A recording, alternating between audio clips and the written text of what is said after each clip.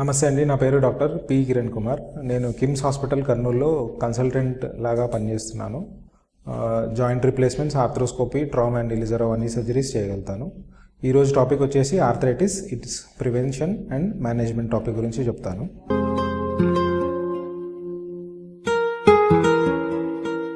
Arthritis అంటే వయసు వల్ల వచ్చే అరుగుదల. నార్మల్ బోన్కి ఏముంటుందంటే, నార్మల్ బోన్ పైన ఒక స్మూత్ కార్టిలేజ్ ఏదైతే మృదులాస్థి ఉంటుందో అది వయసు పెరిగే కొద్దీ లేదా కొన్ని కారణాల వల్ల ఆ మృదులాస్థి అనేది డ్యామేజ్ అయిపోయి కింద ఉండే బోన్ పైన నర్వ్ ఎండింగ్స్ పైన మనకు ప్రెషర్ పడి దానివల్ల పెయిన్ వస్తుంది. It is nothing but inflammation of the joints which is due to damage to the cartilage. So దాన్ని మనం ఆర్థరైటిస్ అని అంటాము, ఆర్ కీళ్ళ అరుగుదల.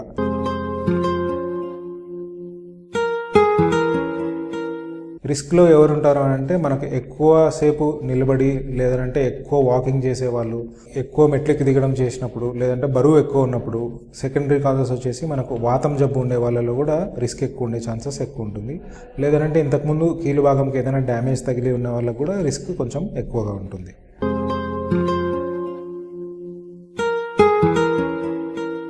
ఇందాక చెప్పినట్లుగానే ఆర్థరైటిస్ రెండు రకాలు, ఒకటి ప్రైమరీ, ఒకటి సెకండరీ. ప్రైమరీ అనేది మనకు ఏజ్ వల్ల వచ్చే లక్షణం.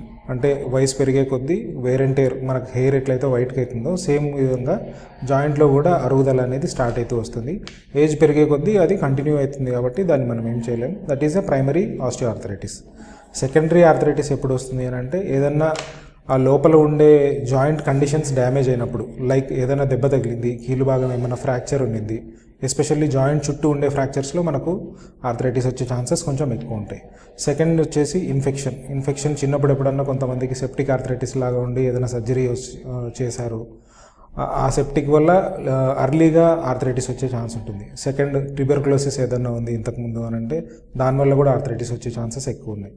లాస్ట్ రీజన్ వచ్చేసి ఏదైనా దెబ్బ తగిలినట్లు, లేదంటే వాతం జబ్బు, రుమటాయిడ్ ఆర్థరైటిస్, కీళ్ళ వాతం ఏదైతే ఉంటుందో దాంట్లో నార్మల్ ఏజ్ కంటే కూడా ఆల్మోస్ట్ ఒక 10 to 15 years ముందు అరుగుదల వచ్చే అవకాశం ఎక్కువగా ఉంటుంది.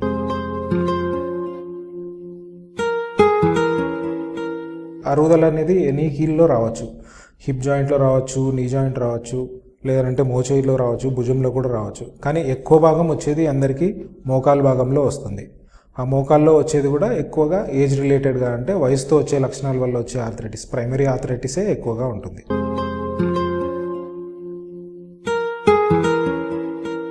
సిమ్టమ్స్ అంటే మెయిన్ సిమ్టమ్ వచ్చేసి చాలామందికి పెయిన్ ఉంటుంది. మార్నింగ్ లేచి కూర్చొని లేవగానే టైట్గా పట్టేసినట్లు నీ ఉండడం ఉంటుంది.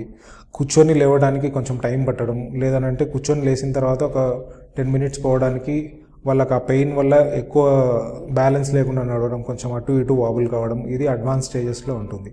పెయిన్తో పాటు వాళ్ళకి ఇబ్బంది, కింద కూర్చోలేరు, మెట్లెక్క దిగడం బాగా కష్టం ఉంటుంది. వాకింగ్ టాలరెన్స్ ఏదైతే మనం అంటామో, వాకింగ్ టాలరెన్స్ అంటే పెయిన్ లేకుండా ఎంత ఫ్రీగా నడుస్తున్నాడు అనేది మనం చెక్ చేసుకుంటాం. ఆ వాకింగ్ టాలరెన్స్ అనేది స్లోగా వయసు పెరిగే కొద్దీ, లేదంటే స్టేజ్ ఆఫ్ ఆర్థరైటిస్ పెరిగే కొద్దీ స్లోగా తగ్గుకుంటూ వస్తుంది. అంటే ఫస్ట్లో ఒక 20 minutes నడిచే వాళ్ళు ఇప్పుడు ఒక 5 minutes లేదంటే 2-3 minutesకే వాళ్ళకి పెయిన్ ఎక్కువగా ఉంటుంది. వయసు పెరిగే కొద్దీ లేదంటే డ్యామేజ్ ఎక్కువ అయ్యే కొద్దీ ఏమవుతుందంటే, అట్లీస్ట్ కంప్లీట్గా బరువు వేయలేకుండా వ్యాడ్లింగ్ గైట్ అంటాం, అంటే అటు ఇటు తిరుక్కుంటూ నడుస్తారు. అలాగే నడుచుకుంటూ పోయారంటే కొన్నిసార్లు స్ట్రెస్ ఫ్రాక్చర్స్ అంటాం, అలా కూడా అయ్యే ఛాన్సెస్ మనకు ఎక్కువగా ఉంటాయి.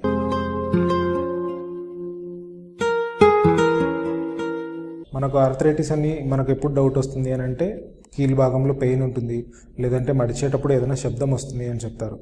అది అర్లీ స్టేజ్ ఆఫ్ ఆర్థరైటిస్లో మనకు లక్షణాలు కావచ్చు.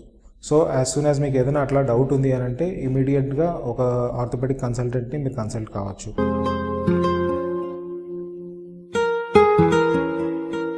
ఆర్థరైటిస్కి ప్రివెన్షన్ అంటే, ప్రైమరీది మన చేతిలో ఉన్నంత వరకు మనం ఏం చేయగలమంటే, మోకాళ్ళకు సంబంధించి మళ్ళీ ఎక్సర్సైజెస్ చేసుకోవడము, కింద కూర్చోవడం కొంచెం తగ్గించడము, స్టెప్స్ ఎక్కి దిగడం కొంచెం తగ్గించుకోవడము, వెయిట్ ఎక్కువ ఉంది అని అంటే వెయిట్ తగ్గించుకోవడానికి ప్రయత్నం చేయడము.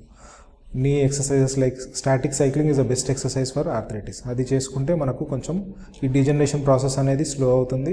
ప్లస్ ఈ ఎక్సర్సైజెస్ వల్ల మజిల్స్ ఏవైతే ఉంటాయో జాయింట్ చుట్టూ దానిపైన లోడ్ పడి నీ పైన పెయిన్ వచ్చే ఛాన్సెస్ మనకు తక్కువగా ఉంటాయి.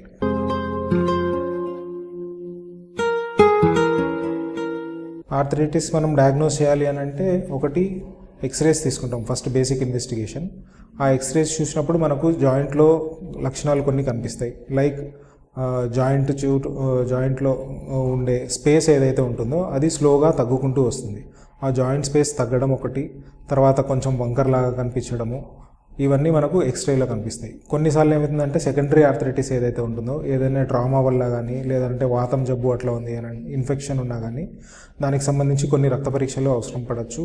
లేదు అని అంటే అలైన్మెంట్ యాక్సెస్ తీసుకోవడము, స్కానోగ్రామ్ అని అంటాం. ఆ స్కానోగ్రామ్ చూసినప్పుడు డిపెండింగ్ అపాన్ ది అంటే వంకర్ని బట్టి మనకు సర్జరీ చేసుకునే ఛాన్సెస్ ఏవి చేస్తే మనకు బెటర్గా ఉంటుంది అనేది మనకు తెలుస్తుంది. ఆ ఇన్వెస్టిగేషన్ పార్ట్లో మనకు ఆ క్లారిటీ వస్తుంది.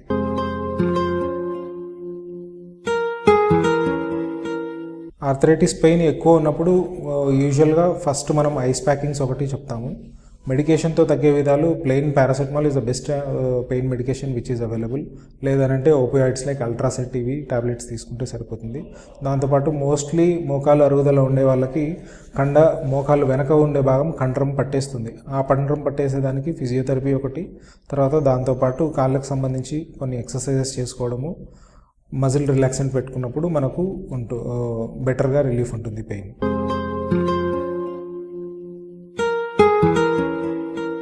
ఆర్థరైటిస్ని మనము బ్రాడ్గా ట్రీట్ చేసుకోవాలి అని అంటే ఒకటి conservative methods like physiotherapy, life style changes ఒకటి, సెకండ్ మెడిసిన్స్, థర్డ్ వచ్చేసి ఇంజెక్షన్స్ ఇవ్వడం, ఇంట్రాఆర్టికులర్ ఇంజెక్షన్స్, అది పిఆర్పి కావచ్చు, హైడ్రోకార్టిసోన్ కావచ్చు. ఫోర్త్ వచ్చేసి త్రూ ఆర్థ్రోస్కోపీ కొన్ని సర్జరీస్ చేయొచ్చు.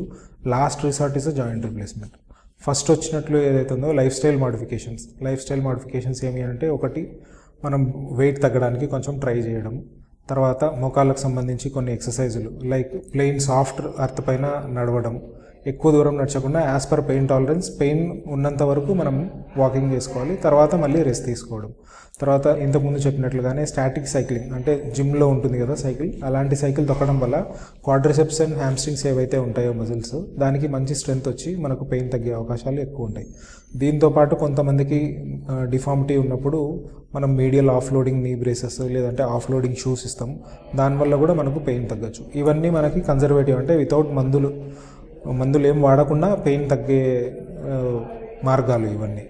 సో సెకండ్ వచ్చేసి మనకు టాబ్లెట్స్లో ఇంతకుముందు చెప్పినట్లుగానే ఎన్ఎసైడ్స్ కావచ్చు, పారాసెటమాల్ కావచ్చు, ఓపియాయిడ్స్ కావచ్చు, లేదంటే ఏదన్నా మజిల్ రిలాక్సెంట్స్, తర్వాత కాండ్రోప్రొటెక్టివ్ డ్రగ్స్ అని కొంచెం అంటాము, గ్లూకోజమైన్, డయాసిరిన్, ఇప్పుడు లేటెస్ట్గా బోస్వెల్లా సెరాటా, తర్వాత రోజ్ హిప్ ఎక్స్ట్రాక్ట్, కొల్లాజన్, ఇవన్నీ ఉన్నాయి. ఇవన్నీ ఎట్లా అంటే వాడడం వల్ల కొంతమందికి రిలీఫ్ వస్తుంది, కానీ కొంతమందికి రిలీఫ్ రాకపోవచ్చు. So they are a little bit better than pain medications. But దానివల్ల ఎంతవరకు కంప్లీట్గా అడ్వాంటేజ్ వస్తుంది లేదంటే పెయిన్ తగ్గుతుంది అని మనం క్లియర్గా అయితే చెప్పలేము. ఎవిడెన్స్ కూడా మనకు అదే చూపిస్తుంది. నెక్స్ట్ లెవెల్లో మనం ఏం చేయగలము అంటే జాయింట్లో ఇంజెక్షన్స్ అంటే ఇంట్రాఆర్టికులర్ ఇంజెక్షన్. ఇది నార్మల్ చాలామంది ఓపీడీలో డైరెక్ట్గా ఇస్తారు, కానీ అలా ఇవ్వకూడదు. స్టెరైల్ కండిషన్లో థియేటర్లో మాత్రమే ఇవ్వాలి. దీంట్లో 3 టైప్స్ ఉంటుంది. ఒకటి స్టిరాయిడ్ ఇవ్వచ్చు, విచ్ వీ డోంట్ అవాయిడ్ చేస్తాం మేము, ఎందుకంటే chances of infection with steroid with in ఒకవేళ రీప్లేస్మెంట్ ఏదైనా ప్లాన్ చేసుకున్నామని అంటే ఒక 1 month లోపు ఇన్ కేస్ మనం స్టిరాయిడ్ ఇస్తామంటే ఇన్ఫెక్షన్ ఛాన్సెస్ చాలా హై ఉంటాయి, plus damage to the joint to the స్టిరాయిడ్తో ఎక్కువగా ఉంటుంది. So steroid usually we avoid. Steroid కాకుండా ఇంకా మనకు మిగిలిన 2 ఆప్షన్స్ వచ్చేసి, ఒకటి హైలూరోనిక్ యాసిడ్ ఇంజెక్షన్ అంటాం. అది ఏం పని చేస్తుంది అని అంటే మనకు జాయింట్కి లూబ్రికేషన్ లాగా ఉంటుంది. ఆ వేర్ అండ్ టేర్ ఎక్కువ కాకుండా కొంచెం మనకు ఒక 3 to 6 months మనకు టైం పీరియడ్ దొరుకుతుంది ఆ పెయిన్ తగ్గేదానికి. Plus in case we are planning for any surgery అది పోస్ట్పోన్ చేసుకోవడానికి మాత్రమే.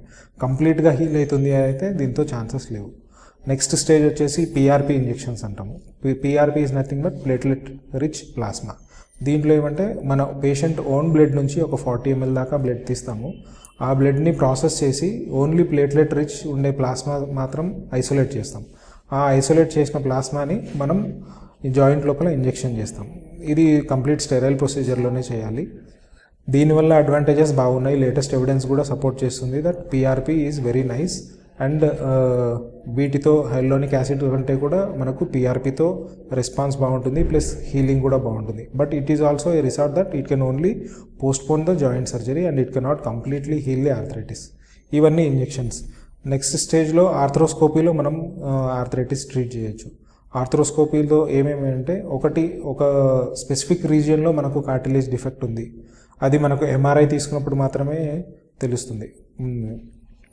ఎంఆర్ఐ తీసినప్పుడు ఇప్పుడు మొత్తం కార్నియాలో ఒక 10 సెంటీమీటర్ సర్ఫేస్ ఏరియా ఉందనుకోండి, లెస్ దెన్ ఒక 1 సెంటీమీటర్ సర్ఫేస్ ఏరియాలో ఒక ఫోకల్ డిఫెక్ట్ ఉంది అని అంటే మనకు ఆ రీజియన్లో మైక్రో ఫ్రాక్చర్ అని చేస్తాం. అంటే డిబ్రైడ్ చేసి ఆ జాయింట్ని చిన్న కీ హోల్స్ లాగా అక్కడక్కడ డ్రిల్ చేసి పెడతాం. ఆ డ్రిల్ చేయడం వల్ల లోపల బోన్లో ఉండే కణాలన్నీ బయటకు వచ్చి ఆ రీజియన్లో ఫైబ్రో కార్టిలేజ్ ద్వారా ఆ కార్టిలేజ్ హీల్ అవుతుంది అని ఎవిడెన్సెస్ ఉన్నాయి. సో అది ఈ మైక్రో ఫ్రాక్చర్ అనేది ఓన్లీ అర్లీ స్టేజెస్లో ప్లస్ ఓన్లీ ఆ స్పెసిఫిక్ రీజియన్లో మనకు డిఫెక్ట్ ఉంది అని అంటే మైక్రో ఫ్రాక్చర్ ద్వారా మనం ట్రీట్మెంట్ చేయొచ్చు. సెకండ్ ఆప్షన్ వచ్చేసి మొజాయిక్ ప్లాస్టీ అంటాం. సపోజ్ ఒక 1 సెంటీమీటర్ టు 4 సెంటీమీటర్ స్క్వేర్ ఏరియాలో మనకు ఒక కార్టిలేజ్ డిఫెక్ట్ ఉంది. ఇది కూడా మనకు ఎంఆర్ఐలోనే తెలుస్తుంది. ఎక్స్రేలో ఇవన్నీ మనకు కనిపించవు. సో ఎంఆర్ఐ తీసుకోవడం వల్ల మనకు జాయింట్ రిప్లేస్మెంట్ కంపల్సరీనా లేదంటే త్రూ ఆర్థ్రోస్కోపీ మనం ట్రీట్ చేయొచ్చా అనేది మనకు తెలుస్తుంది.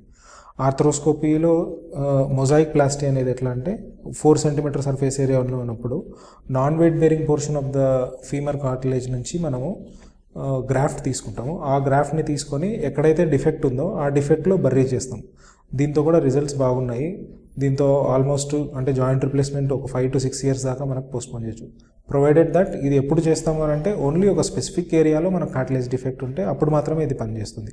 డిఫ్యూజ్గా కార్టిలేజ్ డిఫెక్ట్ ఉంది అని అంటే ఈ మొజాయిక్ ప్లాస్టీ అనేది పనిచేయదు. నెక్స్ట్ ఇప్పుడు లేటెస్ట్గా ఏమంటే సపోజ్ పెద్ద డిఫెక్టే ఉంది బట్ టిబియాలో లేదు, పైన భాగంలో మాత్రమే ఉంది అని అంటే కార్టిలేజ్ ట్రాన్స్ప్లాంట్ అని అంటాం. సేమ్ ఇందాక చెప్పినట్లుగానే నాన్ వెయిట్ బేరింగ్ ఏరియా నుంచి కార్టిలేజ్ తీసి ఆ సెల్స్ని కల్చర్ పంపించచ్చు. ఆ కల్చర్ పంపించిన సెల్స్ని ఒక 1 monthలో మనం ఇచ్చిన అమౌంట్కి 100 times or 1000 times or 1,000,000 times multiply అయ్యి మనకు ఒక 4 to 5 ml దాకా టిష్యూ కల్చర్ అంటే కార్టిలేజ్ కల్చర్ బాటిల్ వస్తుంది. ఆ డిఫెక్ట్ని మళ్ళీ మనం ఓపెన్ చేసి ఎక్కడైతే డిఫెక్ట్ ఉంటుందో ఆ ఏరియా మొత్తం డిబ్రైడ్ చేస్తాము. డిబ్రైడ్ చేసిన తర్వాత fibrin along with this cell culture రెండు మిక్స్ చేసి ఆ డిఫెక్ట్ని మొత్తం బర్రీ చేస్తాం. బర్రీ చేసిన తర్వాత మనకు ఆల్మోస్ట్ నార్మల్ కార్టిలేజ్ ఎట్లయితే ఉంటుందో అదే కార్టిలేజ్ లాగా హీల్ అవుతుంది. ఎందుకంటే దీంతో రియాక్షన్స్ రావడం అట్లా కూడా ఏముండదు. కాబట్టి ఎందుకు అంటే సేమ్ పర్సన్ నుంచి సేమ్ ఏరియా నుంచి తీసి మనం ఒక 1 month తర్వాత సర్జరీ చేస్తాం.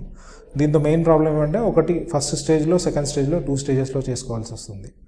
ఇవన్నీ ఆర్థ్రోస్కోపీ ద్వారా మనం కీళ్ళ నొప్పిని తగ్గించుకునే విధానాలు. కొంతమందికి వైరస్ డిఫార్మిటీ వస్తుంది. వైరస్ అంటే వంకర్లు రావడం, అది లోపలికి తిరగచ్చు కాలు, లేదంటే బయటికి తిరగచ్చు.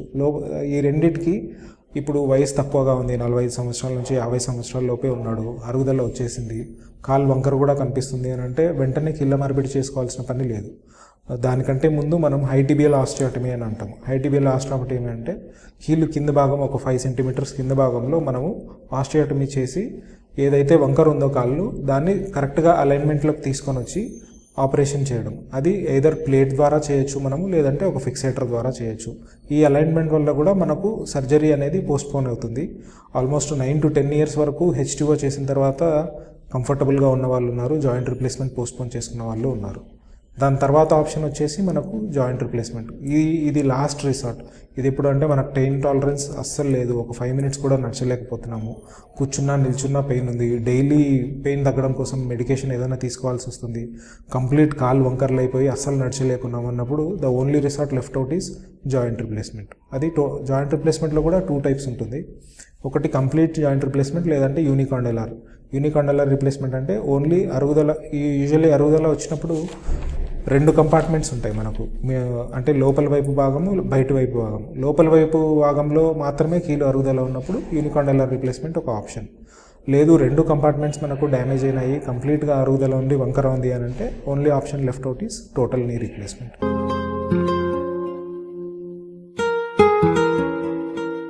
జాయింట్ రీప్లేస్మెంట్ సర్జరీ అంటే ఇందాక చెప్పినట్లుగానే 2 compartmentsలో మనకు అరుగుదల ఉండి వంకర ఉంది కాలు అని అంటే మనం కీళ్ళ మార్పిడి చేసుకోవాల్సి వస్తుంది. కీళ్ళ మార్పిడిలో బేసిక్గా మనకు పెయిన్ ఎందుకు వస్తుంది అని అంటే ఫస్ట్లో చెప్పినట్లుగా నేను మృదులాస్థి మొత్తం డ్యామేజ్ అయిపోయి కింద ఉన్న బోన్ మనకు ఎక్స్పోజ్ అవుతుంది. ఆ బోన్లో మనకు పెయిన్ఫుల్ నర్వ్ ఎండింగ్స్ ఉంటాయి. ఆ నర్వ్ ఎండింగ్స్ 2 సర్ఫేసెస్ ఒకదానిపైన ఒకటి ఇట్లా రబ్ అయినప్పుడు ఆ నర్వ్ ఎండింగ్స్ ఇరిటేట్ అయ్యి దానివల్ల మనకు పెయిన్ వస్తుంది. సో ఇప్పుడు జాయింట్ రిప్లేస్మెంట్లో మనం ఏం చేస్తామైతే ఆ బోన్ కట్స్ ఏదైతే ఇది పైన ఎముక, తొడ ఎముక అనుకోండి, ఇది కాలు ఎముక అనుకోండి, ఈ పైన చుట్టూ ఉండే ఆ కార్టిలేజ్ ఏదైతే డ్యామేజ్ అవుతుందో అన్ని సైడ్స్ ఫస్ట్ ఒక డిస్టల్ కట్ తీసుకుంటాము. తర్వాత ఇక్కడ యాంటీరియర్ అండ్ పోస్టీరియర్ షాంఫర్ కట్స్ అంటాం. సో టోటల్గా చుట్టూ ఉండే మృదులాస్థి ఎక్కడైతే డ్యామేజ్ అవుతుందో అదంతా పైన ఎముకలో కింద ఎముకలో రెండిట్లో కంప్లీట్గా తీసేసి దాన్ని ఆర్టిఫిషియల్ ఇంప్లాంట్, అది కోబాల్ట్ క్రోమియం కావచ్చు, ఆక్సినియం కావచ్చు, టైటానియం కావచ్చు, వేరియస్ ఇంప్లాంట్స్ ఉన్నాయి. సో ఆ మృదులాస్థి తీసేసి దాని ద్వారా ఒక ఆర్టిఫిషియల్ ఇంప్లాంట్ మనకి ఇట్లా పై ఎముకలో ఒక కప్ లాగా, కింద ఎముకలో ఒక ప్లేట్ లాగా ఉంటుంది. ఆ రెండింటి మధ్యలో ఒక హైలీ క్రాస్ లింక్డ్ పాలిథిలిన్ ఏదైతే ఇన్సర్ట్ అని అంటామో అది మనకు ఉంటుంది. సో ఇప్పుడు ఆ పెయిన్ఫుల్ నర్వ్ ఎండింగ్స్ని కంప్లీట్గా మనం కవర్ చేస్తున్నాము. ప్లస్ సాఫ్ట్ టిష్యూస్ ఏదైతే టైట్గా ఉన్నాయో అవన్నీ రిలీజ్ చేస్తున్నాము. ప్లస్ ఈ కట్స్ తీసుకున్నప్పుడే మన అలైన్మెంట్ కూడా చెక్ చేసుకుంటాం కాబట్టి ఆల్మోస్ట్ 90 to 95% కంప్లీట్గా పెయిన్ రిలీఫ్ అనేది కంపల్సరీగా ఉంటుంది.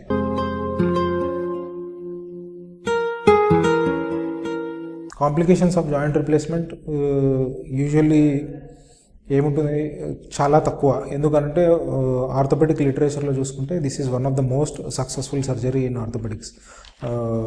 దీంట్లో ఇన్ఫెక్షన్స్ వచ్చేసి మనకు మైనర్గా ఏదైనా ఇన్ఫెక్షన్ వచ్చే ఛాన్సెస్ ఉండొచ్చు. అది యూజువల్లీ ఏదైనా డయాబెటిక్ పేషెంట్ లేదంటే ఇమ్యూనో కాంప్రమైజ్ పేషెంట్ ఏదైనా ఉన్నాడు అని అంటే మనకు ఇన్ఫెక్షన్ ఛాన్సెస్ ఉంటుంది. లేదు అని అంటే కొంతమందికి ఎముక క్వాలిటీ సరిగ్గా లేకపోతే ఏదైనా దెబ్బ తగిలినప్పుడు పెరిప్రాస్థెటిక్ ఫ్రాక్చర్ అంటాము, అది దానిలాగా రావచ్చు. ఇంకా మిగతా కాంప్లికేషన్స్ ఉన్నాయి కానీ but a well done surgery it will not lead to most of the complications which are mention.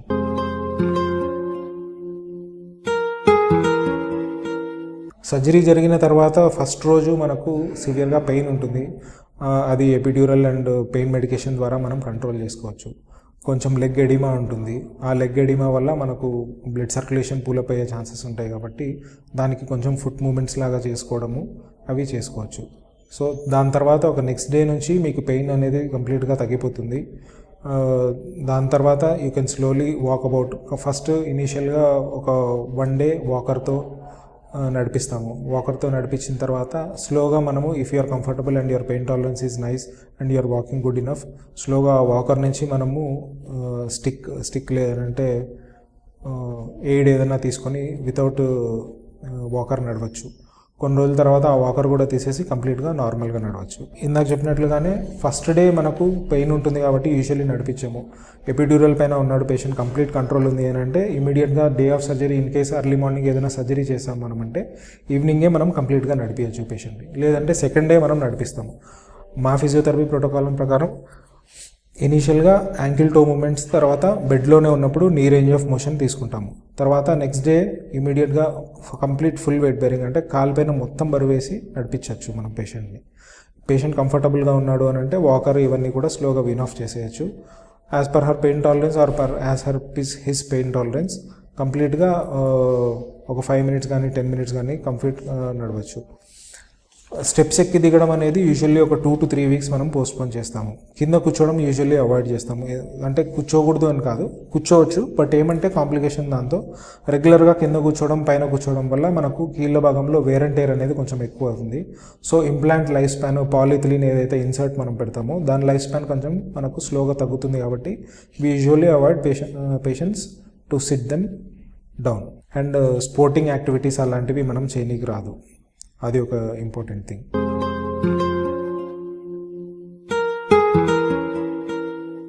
లిటరేచర్లో almost 15 to 20 years ఒక జాయింట్ రిప్లేస్మెంట్ కంప్లీట్గా రావచ్చు. 20-25 years వరకు కూడా ఉన్నారు. కొంతమంది పేషెంట్స్ మేము పీజీలో లేదంటే విజయ్ సార్ దగ్గర ఇంతకుముందు పనిచేసినప్పుడు నేను చూశాను, they have lasted for almost 20 to 25 years. So అది ప్రాపర్గా మనం కేర్ తీసుకునే దాన్ని బట్టి ఉంటుంది. అంటే కింద ఎక్కువ కూర్చోకపోవడము, లేదంటే స్పోర్టింగ్ యాక్టివిటీస్ అలా ఏం చేయకపోవడము, మన హెల్త్ కండిషన్ బాగా వెయిట్ అనేది కంట్రోల్లో ఉండడము, ఒబీస్ కాకుండా, లేదంటే ఏదైనా ఇన్ఫెక్షన్స్ అట్లా రాకుండా చూసుకోవడము, ఇవన్నీ చూసుకుంటే almost it can last up to 15 to 20 years happily.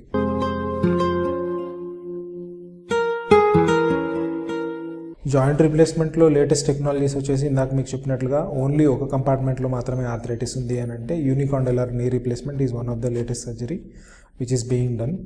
అది ఫస్ట్లో చెప్పినట్టుగా ఒక 50 years to 45 years ఏజ్లో ఉండేవాళ్ళు, ప్లస్ వంకర అనేది లెస్ దాన్ 15 degrees ఉన్నప్పుడు, ప్లస్ ఓన్లీ ఒక స్పెసిఫిక్ కంపార్ట్మెంట్లో ఉన్నప్పుడు వీళ్ళు ఐడియల్ కేసెస్. మిగతా కేసెస్కి యూనికాండెలార్ రీప్లేస్మెంట్ మనం చేయలేము. దీంతోపాటు ఇంకొక అడ్వాన్స్ మనము కంప్యూటర్ నావిగేషన్ ద్వారా కీళ్ళ మార్పిడి చేయడం. సో ఫైనల్గా కంక్లూజన్ ఏమి అంటే ఆర్థరైటిస్ దానికి మనం healthy life style first, most important thing is healthy life style. అంటే వెయిట్ కంప్లీట్గా ఎక్కువ ఉన్న వాళ్ళు 100% ఒక 5 to 10% అన్న మినిమం వెయిట్ లాస్ అయితే మనకు జాయింట్ పెయిన్స్ అనేది బాగా తగ్గుతుంది. అది ఫస్ట్ థింగ్. నెక్స్ట్ వెయిట్ తగ్గాము మనకు బాగుంది అని అంటే సెకండ్, జాయింట్ చుట్టూ ఉండే కండరాలకి మనకు మంచి ఎక్సర్సైజెస్ చేయడం. అది జస్ట్ నార్మల్ వాకింగ్ ఒక 5 to 10 minutes morning and night కావచ్చు. అది నడిచేటప్పుడు కూడా ఎప్పుడు హార్డ్ సర్ఫేసెస్ పైన ఎప్పుడు నడచకూడదు. సాఫ్ట్గా ఉండే అర్త్ మట్టి నేల ఏదైతే ఉంటుందో అది మనకి నడవడానికి ఐడియల్ కండిషన్. నెక్స్ట్ ఇందాక చెప్పినట్లుగా మోకాళ్ళకు సంబంధించి కొన్ని ఎక్సర్సైజెస్, సైక్లింగ్, స్టాటిక్ సైక్లింగ్ అనేది బెస్ట్ ఎక్సర్సైజ్ నీ జాయింట్కి. తర్వాత స్విమ్మింగ్ చేయగలిగితే స్విమ్మింగ్ చేయడం కూడా చాలా బెస్ట్ ఎక్సర్సైజ్. ఇది హెల్తీ లైఫ్ స్టైల్తో పాటు నెక్స్ట్ డైట్తో మనము కాల్షియం ఉండే రిచ్ ఫుడ్స్ ఎక్కువ తీసుకోవాలి. విటమిన్ డి మనకు బాగా అందాలి. ఇవి ఎందుకు ఇంపార్టెంట్ అంటే యూజువల్లీ ఇవి వచ్చేది మనకు ఓల్డ్ ఏజ్లో వస్తుంది కాబట్టి ఓల్డ్ ఏజ్లో అరుగుదలతో పాటు ఎముక పలచబడడం అనేది కూడా జరుగుతుంది. ఆ పలచబడే ఎముక గట్టిగా ఉండాలి అంటే ఒకటి మనకు ఆహారం ద్వారా కాల్షియం తీసుకోవడము, లేదు అని అంటే ఏదైనా సప్లిమెంట్ తీసుకోవడం. ఆహారంలో మనం మిల్క్, ఎగ్, కర్డ్, మీట్ ఇవన్నీ బాగా తీసుకుంటే మన కాల్షియం సోర్సెస్ అనేవి బాగుంటాయి. ప్లస్ విటమిన్ డి రావాలి అంటే మనం అర్లీ మార్నింగ్ సూర్యరశ్మికి ఎక్స్పోజ్ కావడం మంచిది. లేదు అని అంటే నెక్స్ట్ ఆప్షన్ ఇంకా సప్లిమెంట్స్ తీసుకోవడం. సో హెల్తీగా ఉండడం, వెయిట్ తగ్గడం, ఎక్సర్సైజెస్ చేసుకోవడం, డైట్ తీసుకోవడం వల్ల మనకు చాలా వరకు ఈ ప్రాబ్లమ్స్ అనేవి తగ్గిపోతాయి. తర్వాత కూడా వచ్చింది ఏంటంటే first see a doctor and let them know that in what stage of arthritis you are. X-ray తీసినప్పుడు మనకి ఏ స్టేజ్లో మనము ఆర్థరైటిస్లో ఉన్నామనేది తెలుస్తుంది. అర్లీ స్టేజెస్ అయితే only exercises and lifestyle change వల్ల చాలామందికి పెయిన్స్ తగ్గిపోతాయి. టెర్షియరీ స్టేజ్, థర్డ్ స్టేజ్లో ఉంది అని అంటే సమ్ కైండ్ ఆఫ్ ఇంటర్వెన్షన్ అంటే ఆర్థ్రోస్కోపీతో ద్వారా చేయడం అట్లా అవసరం పడవచ్చు. లాస్ట్ స్టేజ్లో ఉన్నప్పుడు the only option which is left out is joint replacement. Thank you.